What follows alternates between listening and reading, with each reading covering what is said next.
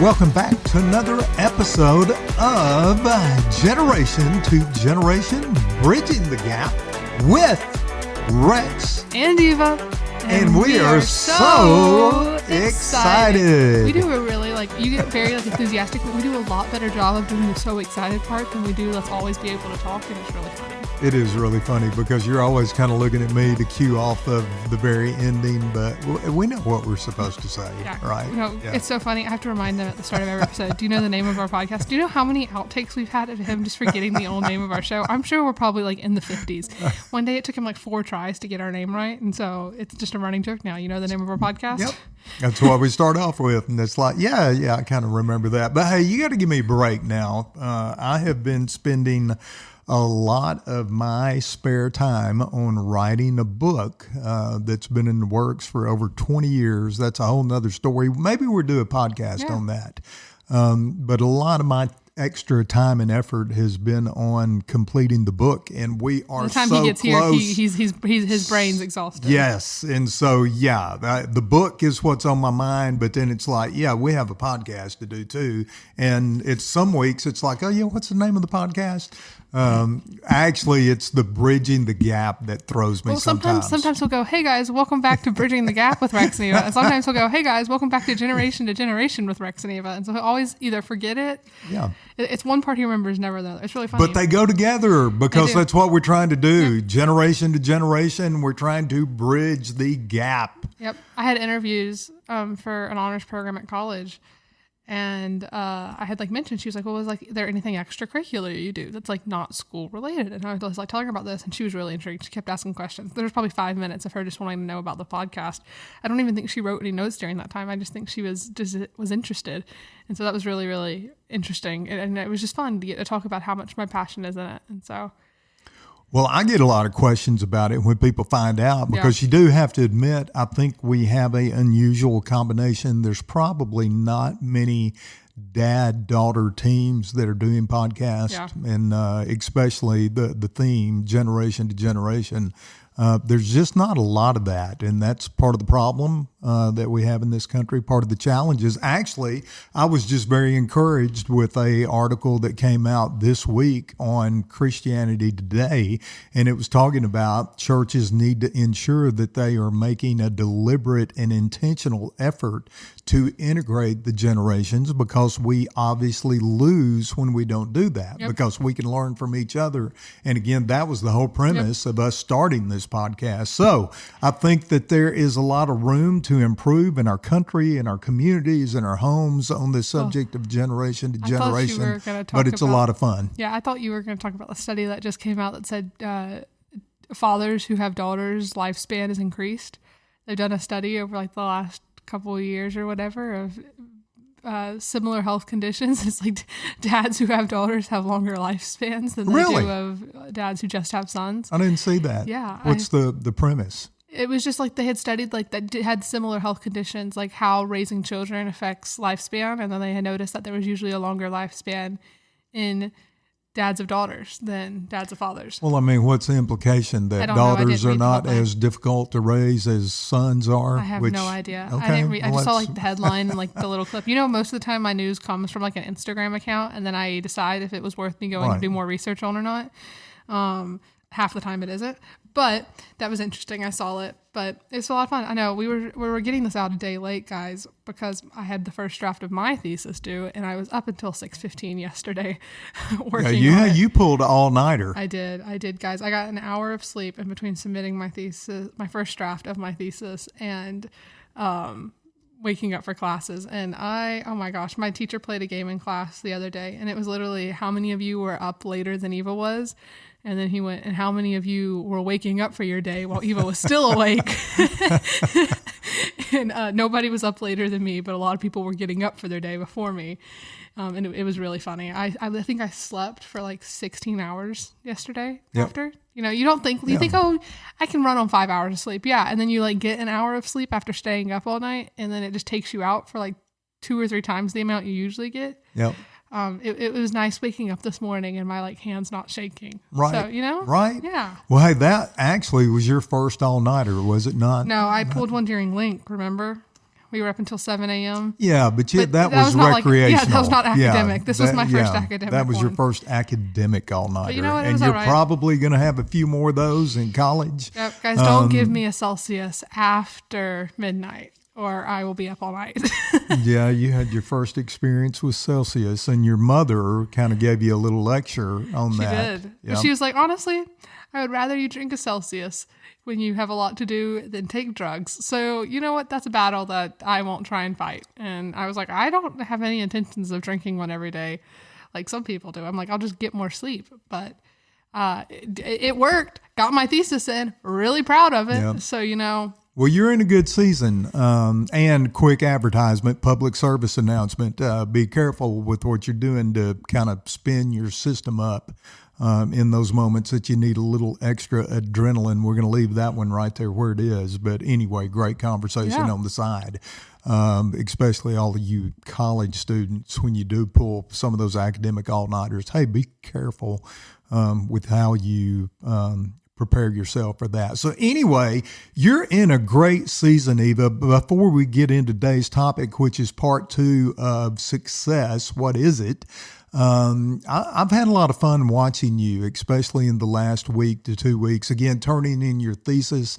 I know that was the proverbial 500-pound gorilla off of your back.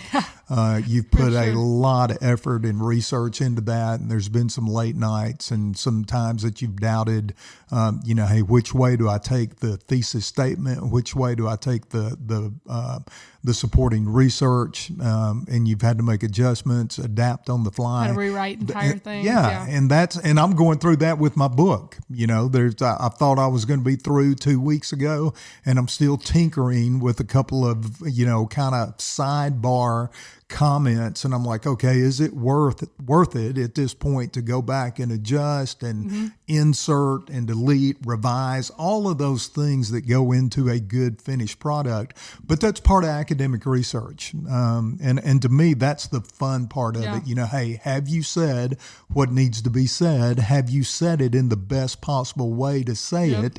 And sometimes some of us are better at that verbally. Some of us are better at that in our written skills. But it's a great academic drill that I have watched you go through not only the last few weeks, but the last few months. And all that to say, congratulations on getting that thesis turned in. Still got to go through final drafts and all that stuff, but I've got the hardest part done because I've got it written. And it's really fun getting to work with my classmates on it. And it's been a lot of fun. I said it's like the hardest and most rewarding thing I've ever done at the same time. And obviously I know there will be harder things, but as of right now, I had, 18 years and 4 months or whatever. It's like the most rewarding thing is just knowing that like I can do it. Yeah. And so it's been a lot of fun, even if I've had bad moments and I've had great moments. It's just been a lot of fun. I've enjoyed it. I would do it again in a heartbeat. I've fallen in love with the research. So it's a lot of fun. Yeah. But on success, right? Yep. Going to talk about part 2 of success. Last week, I think we ended with just a couple of book recommendations that are favorites of mine over the years. I threw those out. Not going to rehash those. I will mention them again because I think they're worthwhile. Halftime, Search for Significance, Intentional Living, and then Stephen Covey's 7 Habits of Highly Effective People. And then, of course, the Bible. I think the Bible has a lot to say about success, significance, happiness, the meaning of life. And so let's talk about that, the meaning of life and success. There's a lot of self-help articles, podcasts, all the stuff is out there. But Eva, what are we going to talk about with this thing called success? I don't know. Why you were the one who introduced this topic, but you were talking about like the real luxuries and things that are really more valuable. And I had said there's a meme, I guess it would be, or just a post that went around for a long time about how the definition of success changes as you get older. But I also think that it's changed, like I said more in the last episode, it's changed more as the generations and technology and COVID have shifted the mindsets and everything. So why don't you tell us about this because I don't actually know what I'm looking at entirely. Oh, okay. Well, this was actually just a Facebook post this morning that I saw from a friend, and it's simply entitled "The Real Luxuries in Life," and it's got this list of things. And so I just glanced at it real quick, and I'm like, oh my goodness, money, by the way, is not on the list. Achievement, awards, those type of things are not on the list. And so, the premise behind the post is a lot of times we chase these fleeting things. Instagrammable moments. Yeah, Instagrammable moments. I like to call them bank accounts also. Don't get me wrong, I would rather have a large bank account as opposed to a small one. But let's face it, nobody's taking their money with them. That's a verse in the Bible. You came in with nothing, you will leave with nothing. Yep. And so, it's like someone said, nobody ever saw a hearse with a U-Haul trailer behind it going to the graveyard. Yeah. You don't take any of these material possessions with you. We're not the pharaohs being buried in the tombs in Exactly. Egypt that has everything they need in case they came back. Right. So, but even in this materialistic culture, I think we still get caught, and I don't think, I know, we get caught up in material possessions, financial success. We used to call it keeping up with the Jones, all that stuff. And I think I want to mention this too. Sure. You see it a lot in young people, right? You see this wanting to chase $1 million, wanting to chase the money, the next big thing, the new brand deal, very young in people, right? Before they have the experience, before they have the knowledge to do it, which is great. But we've moved into the side hustle culture, and I'm like, the saying that I told you about, right? I think it's never been more true is when you're young, you work for money to have, or you trade time to have money.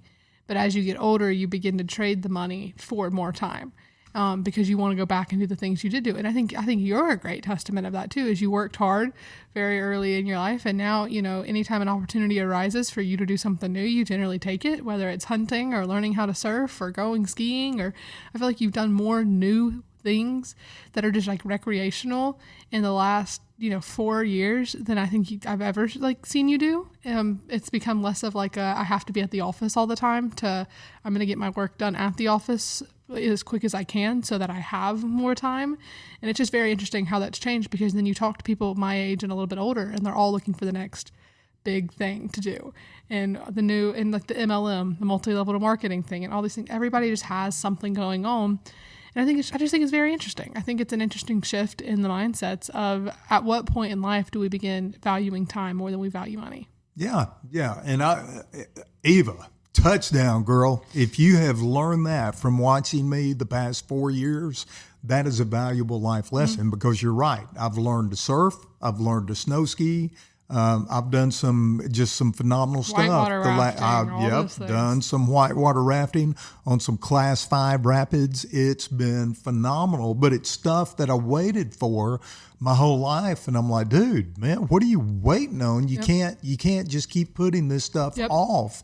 And so I think there's a balance that we have to strike, and those things are really important to me because I enjoy the experience. I enjoy being with the people. I enjoy creating moments with you and Mom. It's one of the reasons we travel so much. But again, the whole premise that we're talking about, I've heard it described this way: people climbing the ladder of success, and they get to the top of the ladder, and then all of a sudden they realize the ladder is against the wrong wall. That's a terrible feeling. So this list and this thing that came out this morning, what are the real luxuries in life? Because we're thinking about this, I kind of saw the list and I thought, well, this is really what we're talking about. Luxury is success. And so let me just read the list, and then if one jumps out at you that you want to talk about, we'll jump all over it. But hey, here's some things that it's really great to have. And it's, again, not necessarily related to material things or money. Here they are. Time. If you have your time, that's a luxury. If you have your health, that's a luxury. Ooh, I love this one. A quiet mind. Can you just be at peace with yourself? Slow mornings. I like that one. Hey, don't you bring your business up into my breakfast. I want to go, I want to go eat breakfast with somebody. I want to sit around and drink some coffee. I don't want to see an email, a text, and don't bring your business to my breakfast. That's what lunch and other afternoon meetings are for. But don't mess my bacon and eggs up and my pancakes. So slow mornings, ability to travel. We just talked about that. Rest without guilt. Wow. Can you just slow down a second without feeling guilty that you're not getting your to-do list done? A good night's sleep. How many people do you know that have difficulty shutting their brain off? Yeah. Right? I can think of one who lives in our house. Yeah. Bless her heart. And I think that's more phase of life she's in physically than it is work related, but she just can't turn that brain off. Calm and boring days. I love those. I used to hate being bored. Oh my gosh. The minute we'll get home from doing something and we'll have been busy for 3 or 4 days. And the first thing that comes out of my mouth when we get home is I really hope to see not a single one of you for the next 24 hours because I just want to do absolutely nothing. Yeah. And we're like, love you too. See you later.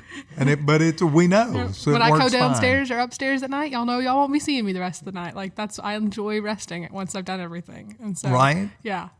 I love it. Meaningful conversations. That's another one. Look where we are in life. No. Yeah, it's actually what we're doing on this podcast. You and I made a decision when we started the podcast. We're not doing it to gain a following. We're not doing it to build a social media presence. We just wanted to do something to where we thought we could be a ministry for a few parents and maybe a few teenagers that are having trouble communicating. Yep.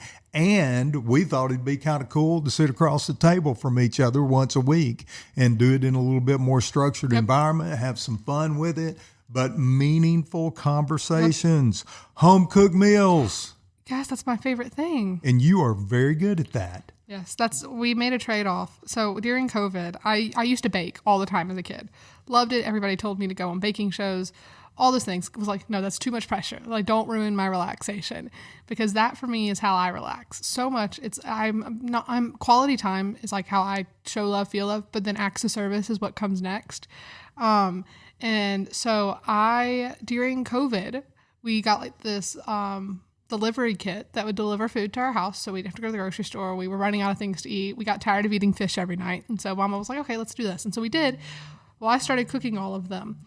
And I fell in love with it. And that's something that stuck with me. We moved up here. I continued to cook all the time. I got tired of eating the same things because Mama, bless her heart, does not love cooking as much. She's a good cook. Does not like it. She doesn't like the prep part of it. She doesn't mind the actual cooking part of it, but she just hated the prep. Well, that's my favorite part. I find it enjoyable to like prep the food and everything. And so last year I approached y'all and I was like, guys, I hate doing my laundry with like every bone in my body, every fiber in my body. Being. I was like, can I do the grocery shopping and do the cooking and clean the kitchen in exchange for you doing that? And we did. And I cook most of the meals in our house.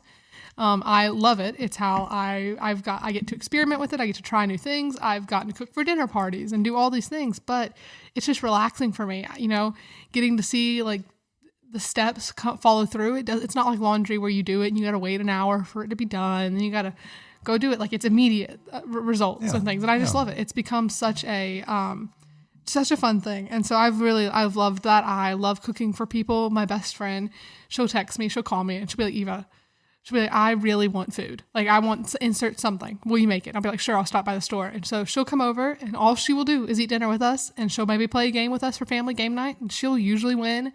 And then she goes home to her family, but sometimes she just wants a home cooked meal. And so she'll call me and she's like, this is so like, that's just how I show love is like, she comes over and spends time with me and I cook her food and it works. It works. And so I love that is a luxury, getting to have the time to be able to do that. It is. And I mean, what a luxury for us as your parents. I mean, I wish we had a staff that we could put somebody online right now and do a survey. But how many parents are sitting out there listening to this going, man, I wish I had a teenager that would cook dinner every night. Yeah. So anyway, it's kind of cool. By the way, I can't remember. We eat a lot of salmon at this house, but about maybe 2 months ago, one of those salmon dishes in particular that you created, I was like, oh, Was it the Bang Bang or was it the brown sugar? I think it was maybe the brown sugar. Oh, the one I did for New Year's? Yeah, maybe. I did one for like 16 people for New Year's, and we did like a brown sugar salmon.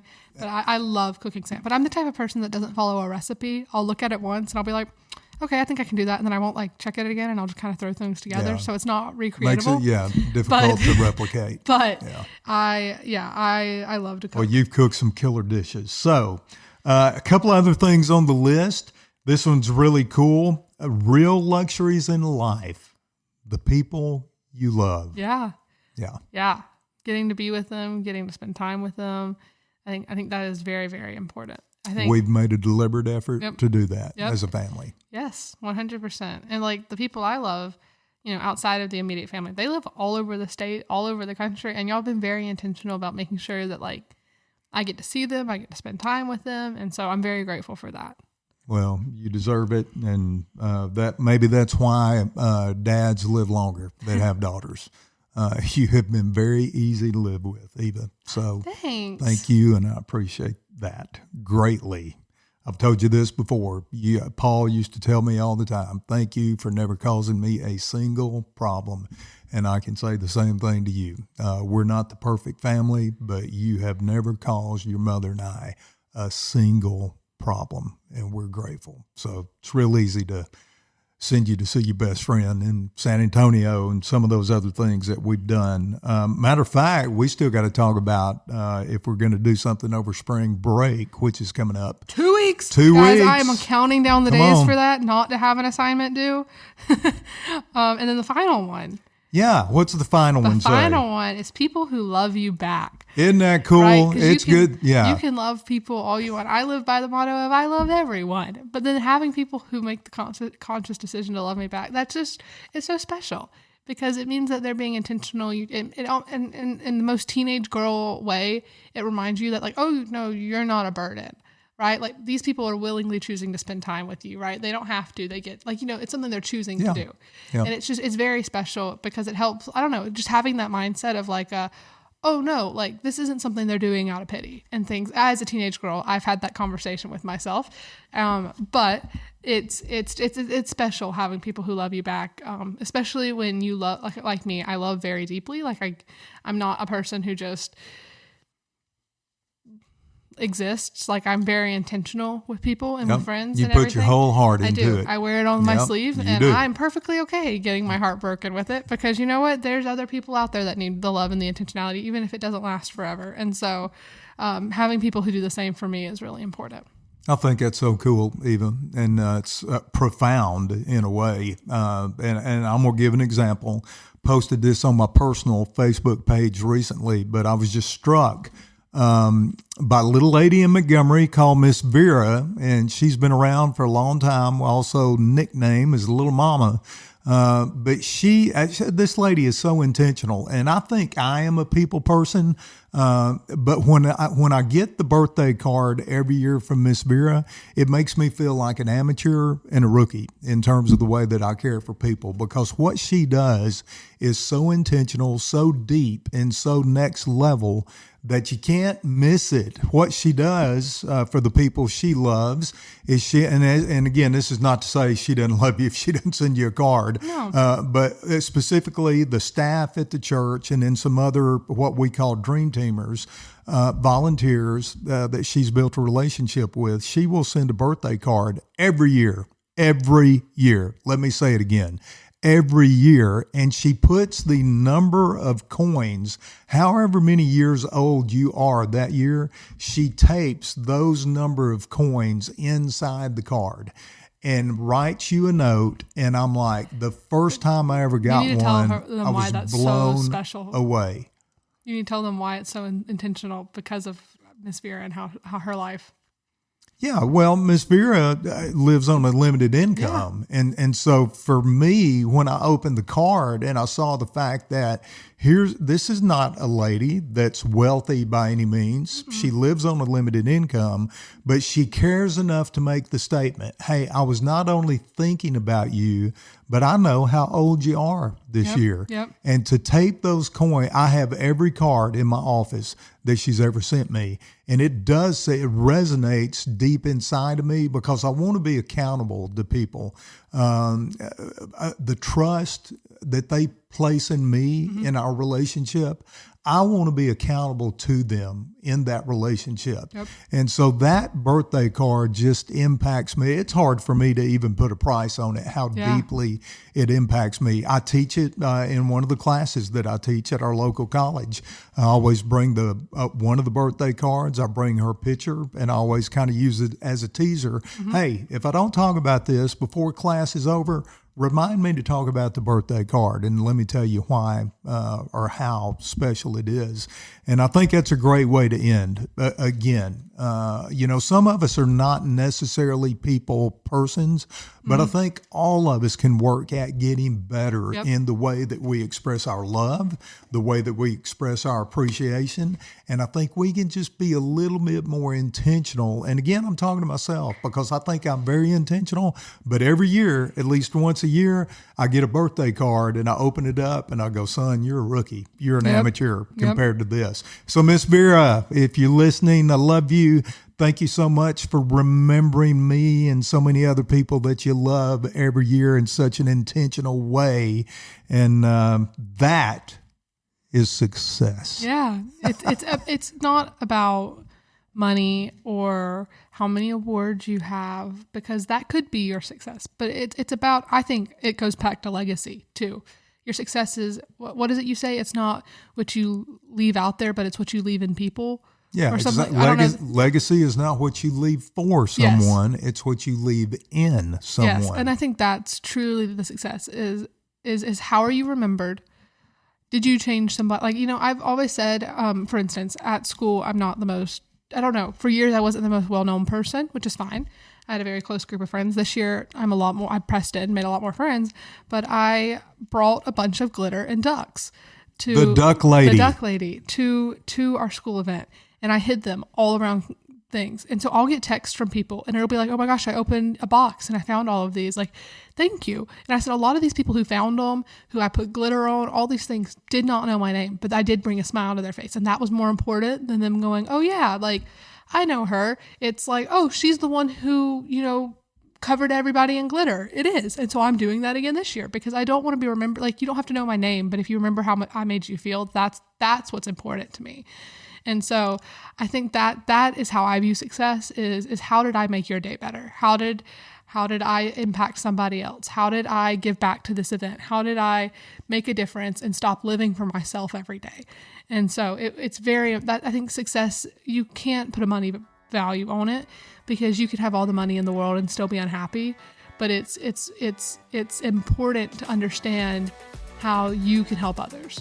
Absolutely. Eva, that's so good. And I wish I knew who said this quote. I have no idea. I've probably read it in a book. I've heard it 100 times. But when you leave a conversation or you leave a room, the quote is, people are never going to necessarily remember what you said, but they're always going to remember how you made them feel. Yep.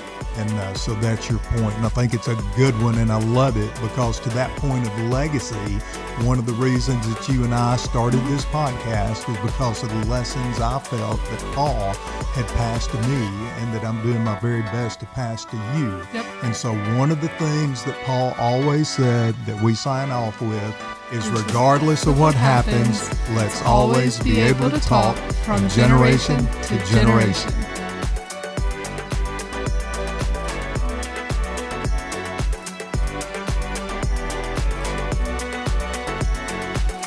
Hey, if you enjoyed our episode, make sure to follow us wherever you listen to podcasts and leave a review because it helps people who don't know about us hear our message.